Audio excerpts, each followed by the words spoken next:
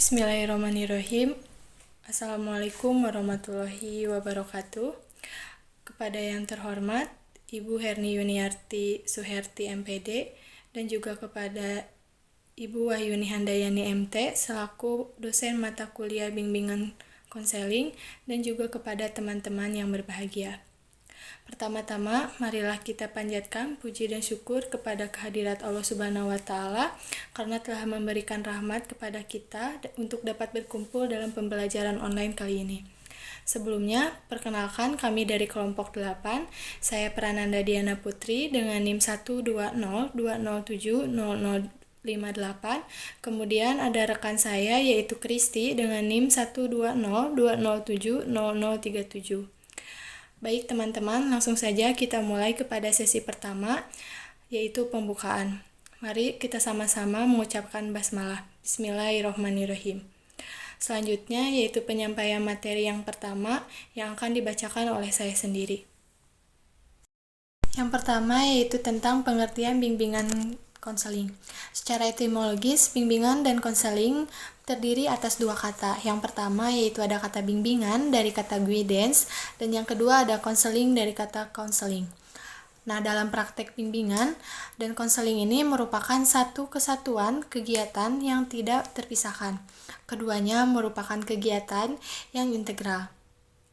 Bimbingan dan konseling merupakan proses dan bantuan atau pertolongan yang diberikan oleh pembimbing atau yang biasa kita sebut dengan konselor kepada individu melalui pertemuan tatap muka atau hubungan timbal balik antara keduanya agar konseli memiliki kemampuan atau kecakapan melihat dan menemukan masalahnya serta mampu memecahkan masalahnya sendiri. Atau sistematis dari pembimbing konselor biasanya kepada konseli melalui pertemuan tatap muka atau hubungan timbal balik antara keduanya untuk mengungkapkan masalah konseling sehingga konseling mampu melihat masalah sendirinya, mampu menerima dirinya juga, kemudian sesuai dengan potensi dan mampu memecahkan masalah sendiri yang dihadapinya. Selanjutnya ada pengertian dari kepala sekolah. Kepala sekolah adalah pemimpin pendidikan yang mempunyai peran sangat besar dalam mengembangkan mutu pendidikan di sekolah. Berkembangnya semangat kerja seperti kerjasama yang harmonis, minat terhadap pendidikan, suasana kerja yang menyenangkan, dan perkembangan mutu profesional di antara para guru banyak ditentukan oleh kualitas dari kepala sekolah tersebut. Kedudukan kepala sekolah itu cukup sulit.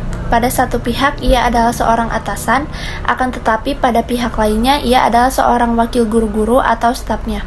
Sebagai seorang atasan, ia mempunyai tanggung jawab sebagai tangan kanan atasan untuk membina sekolah, guru-guru, serta anggota staf lainnya. Adapun sebagai wakil guru, ia harus mampu menerima aspirasi-aspirasi atau keinginan-keinginan mereka. Jadi dapat disimpulkan bahwa kedudukan kepala sekolah adalah kedudukan tengah antara atasan dan staf. Dalam kedudukan demikian kepala sekolah mengemban sekolah secara terus-menerus sesuai dengan perkembangan dan tantangan zaman. Selanjutnya yaitu tugas dan fungsi pokok kepala sekolah. Mengacu kepada pasal 15 Permendikbud nomor 6 tahun 2018 tentang penugasan guru sebagai kepala sekolah, dinyatakan jika tugas pokok dan fungsi kepala sekolah ialah sebagai berikut, yaitu yang pertama, beban kerja kepala sekolah seluruhnya untuk melaksanakan tugas pokok, manajerial, pengembangan kewirausahaan, dan supervisi kepada guru dan tenaga kependidikan.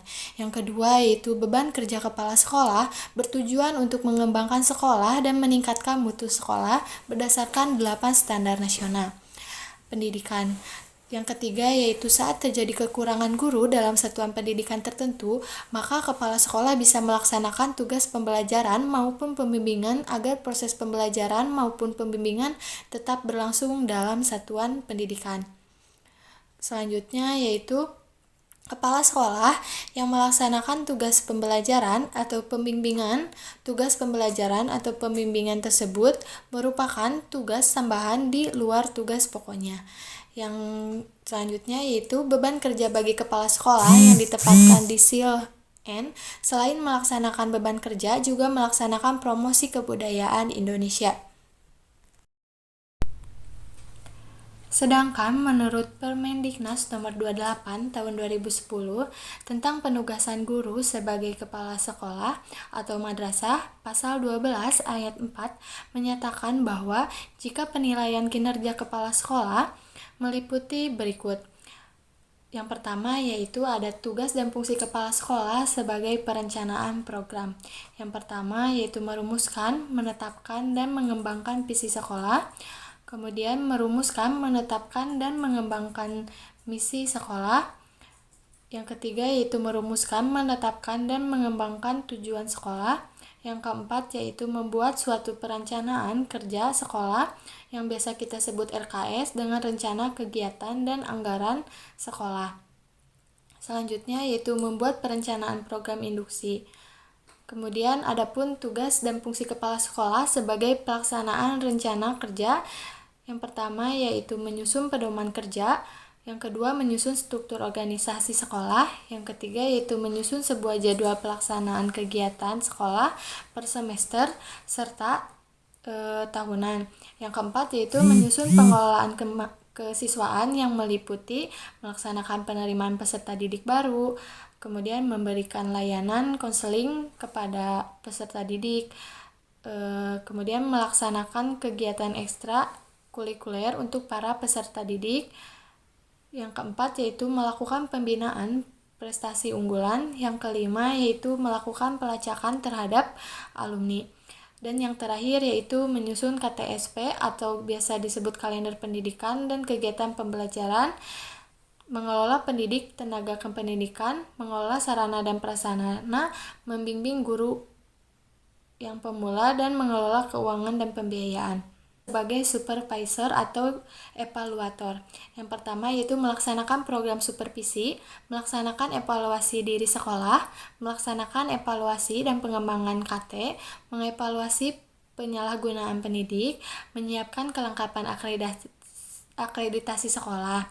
Selanjutnya yaitu tugas dan fungsi kepala sekolah sebagai kepemimpinan. Kepala sekolah melaksanakan yang berkaitan dengan kepemimpinan sekolah sebagai berikut.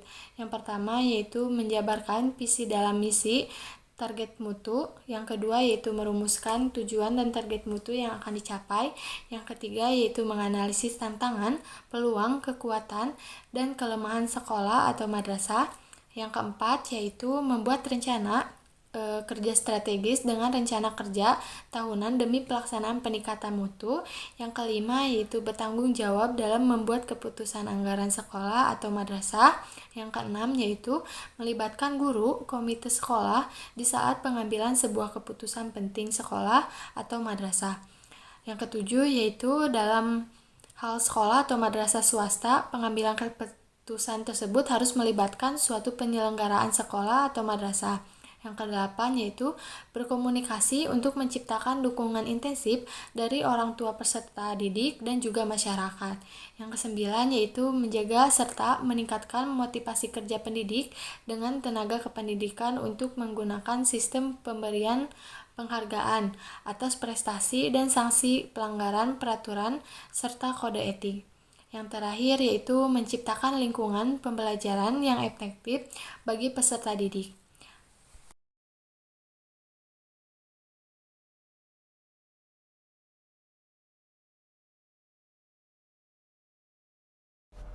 Selanjutnya, peran dan tanggung jawab kepala sekolah dalam pelaksanaan bimbingan dan konseling.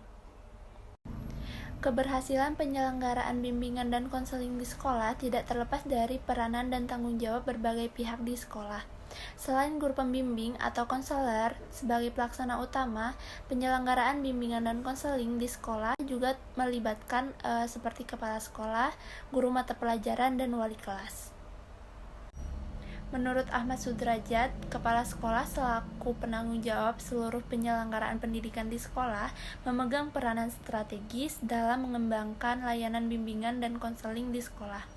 Secara garis besarnya, terdapat 7 peranan dan tanggung jawab kepala sekolah dalam bimbingan dan konseling, yaitu Yang pertama, mengkoordinir segenap kegiatan yang diprogramkan dan berlangsung di sekolah, sehingga pelayanan pengajaran, latihan, dan bimbingan konseling merupakan suatu kesatuan yang terpadu, harmonis, dan dinamis.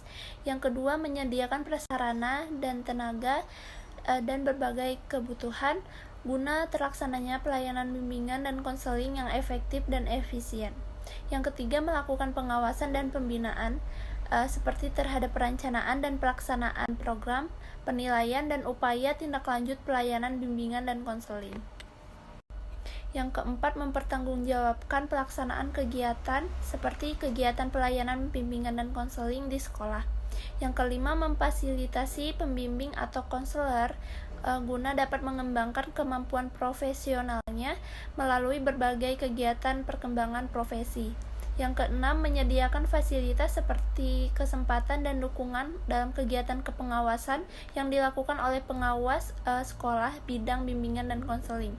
Dan yang ketujuh, mengadakan kerjasama seperti mengadakan kerjasama di luar sekolah dalam rangka kerjasama pelaksanaan pelayanan bimbingan dan konseling. Adapun peran dan tanggung jawab kepala sekolah dalam pengembangan program bimbingan dan konseling di sekolah dapat disimpulkan, yaitu yang pertama, staff selection, yang kedua, description of staff rules, yang ketiga, time and facilities, dan yang keempat, interpretation of program. Yang pertama, staff selection, yaitu memilih staf yang mempunyai kepribadian dan pendidikan yang cocok untuk melaksanakan tugasnya. Termasuk di sini mengadakan analisa untuk mengetahui apakah di antara staf yang ada terdapat orang yang sanggup melakukan tugas yang lebih spesialis. Yang kedua, description of staff roles, yaitu menentukan tugas dan peranan dari anggota staf dan membagi tanggung jawab. Untuk menentukan tugas-tugas ini, kepala sekolah dapat meminta bantuan kepada anggota staf lainnya. Yang ketiga, time and facilities, yaitu mengusahakan dan mengalokasikan dana, waktu, dan fasilitas untuk kepentingan program bimbingan dan konseling di sekolahnya. Dan yang keempat, interpretation of program, yaitu menginterpretasikan program bimbingan dan konseling kepada murid-murid yang diberi pelayanan, kepada masyarakat yang membantu program bimbingan dan konseling. Dalam menginterpretasikan program bimbingan dan konseling, mungkin perlu bantuan dari staf bimbingan dan konseling, tetapi tanggung jawab terletak pada kepala sekolah sebagai administratornya. Yang terakhir, ada kesimpulan. Bimbingan dan konseling merupakan proses dan bantuan atau pertolongan yang diberikan pembimbing atau konselor kepada individu atau konseli melalui pertemuan tatap muka atau hubungan timbal balik di antara keduanya. Keberhasilan konselor tak lupa terdapat seorang kepala sekolah yang ikut serta di dalam pelaksanaan bimbingan dan konseling. Kepala sekolah adalah pemimpin pendidikan yang mempunyai peran sangat besar dalam mengembangkan mutu pendidikan di sekolah. Kedudukan kepala sekolah itu cukup sulit. Pada satu pihak, ia adalah seorang atasan, akan tetapi di pihak lainnya ia adalah wakil guru-guru atau stafnya. Sebagai seorang atasan, ia mempunyai tanggung jawab sebagai tangan kanan atasan untuk membina sekolah, guru-guru, dan stafnya. Jadi, dapat disimpulkan bahwa kepala sekolah ia adalah kedudukan tengah antara atasan dan staf. Mungkin cukup sekian pemaparan materi dari kelompok 8. Mohon maaf apabila masih banyak kekurangan. Sekian dan terima kasih. Wassalamualaikum warahmatullahi wabarakatuh.